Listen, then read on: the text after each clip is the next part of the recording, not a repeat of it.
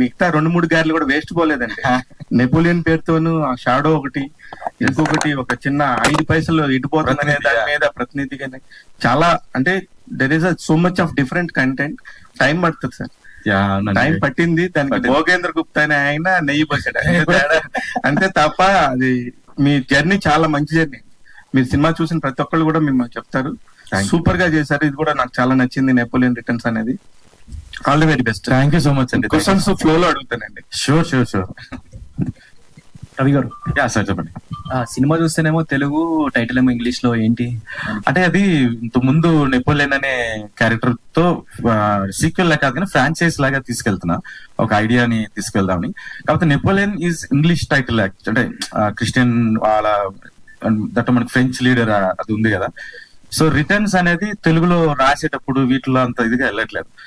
And ఇప్పుడున్న situation లో అందరూ నెపోలియన్ అనేది అందరికి తెలుసు, రిటర్న్స్ అనేది కూడా ఇంగ్లీష్ లో ఉంటే బెటర్ అని. బట్ మేబీ ఇది ఫస్ట్ ఇది కాబట్టి నెక్స్ట్ రిలీజ్ వాళ్ళ పోస్టర్స్ ఆ టైంకి వచ్చినప్పుడు నేను I go with Telugu posters కూడా వెళ్తాను.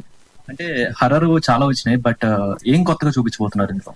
అండి, ఇంతవరకు 9 నెలల పిల్లాడు దెయ్యమే రివెంజ్ తీసుకోవడం అనేది నాకు తెలిసి ఇక్కడైతే లేదు. ఈవెన్ నేను వరల్డ్ లో కూడా ఇక్కడ చెక్ చేశాను, ఎక్కడ దొరకలేదు. So 9 months bye. సో మీరు కుర్రని చూస్తే పళ్ళు కూడా ఉండవు ఎందుకంటే 9 నెలల పిల్లాడు పళ్ళు కూడా ఉండవు. సో అలాంటి చిన్న ఇలా అలాంటి పిల్లాడి తాలూకా రివెంజ్ స్టోరీ ఇది.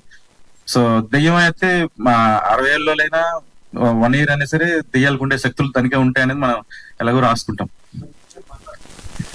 మాట్లాడతాయి. ఐ థింక్ ట్రై చేయొచ్చేమో. ఐ థింక్ 9 నెలలు అన్నారు కదా, 9 నెలలకి మాటలు రావు. అంటే దెయ్యం ఏదైనా చేయొచ్చు, పరిగెడుతుంది, చంపుతుంది, డైపర్ వేసుకుని వచ్చి చంపేస్తుంది.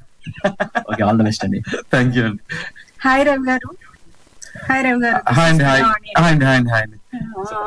మీరేమో కేసు పెట్టిందేమో గేదె మీద పెట్టారు, ఇప్పుడేమో బాబు అంటున్నారు. అసలు ఎవరు గేదె ఏంటి మధ్యలో? బాబు తాలూకా స్టోరీ రివెంజ్ స్టోరీ అండి. బాబు అంటే ఒక దెయ్యం పని చేయాలంటే దెయ్యాలకి ఇప్పుడు షాకినికి డాకిని ఎలా తోడు ఉంటుందో, ఒక దెయ్యానికి ఇంకో దెయ్యాలు తోడున్నాయన్నట్టుగా, అంటే కొన్ని థింగ్స్ ని ఎలివేట్ చేయాలంటే నిజంగా వేరే ఎవరు ఉన్నారు అతను అలా కాకుండా ఒక గేదె దెయ్యం అవ్వచ్చు. అంటే ఫ్రాంక్లీ చెప్పాలంటే ఇందులో లేదు కానీ గాడిద కూడా దెయ్యం అవుతుందండి. అది అడుగుతుంది, ఏంటండి లంచం తీసుకునేవాడు గాడిద అని చెప్పి టీవీలో వేస్తుంటారు, మా లైఫ్ లో ఎప్పుడు తీసుకున్నామని అడుగుతుంది, మమ్మల్ని ఎందుకు ఇలాగా బ్యాడ్ నేమ్ చేశారు అని. సో అట్లా రకరకాల థింగ్స్ ఉన్నాయి సినిమాలో. So it's only for fun గా తీసుకున్నాను. అండ్ ఇంకోటి ఏంటంటే film totally out and out entertainment మీద, కామెడీ మీద ఉంటుంది, నో సీరియస్నెస్. టైటిల్ పెట్టడం కోసమేమో రామ్ ప్రసాద్ గారు మీరు కలిసి ఒక భూత వైద్యుడి దగ్గరికి వెళ్ళినట్టు. అవునండి. నెక్స్ట్ సాంగ్ లాంచ్ వీటికి ఎక్కడికి వెళ్తారు? అంటే నెక్స్ట్ ఆ టైం ఇంకా కొత్తది ఏదైనా ట్రై చేద్దామని, అంటే ఎంత కొత్తగా ఆలోచించి ట్రై చేస్తే అంత రీచ్ అవుతుంది అనేది ఒక దీని మీద ప్లాన్ చేసామండి. అది ఓకే అండి, all the best. Thank you so much అండి.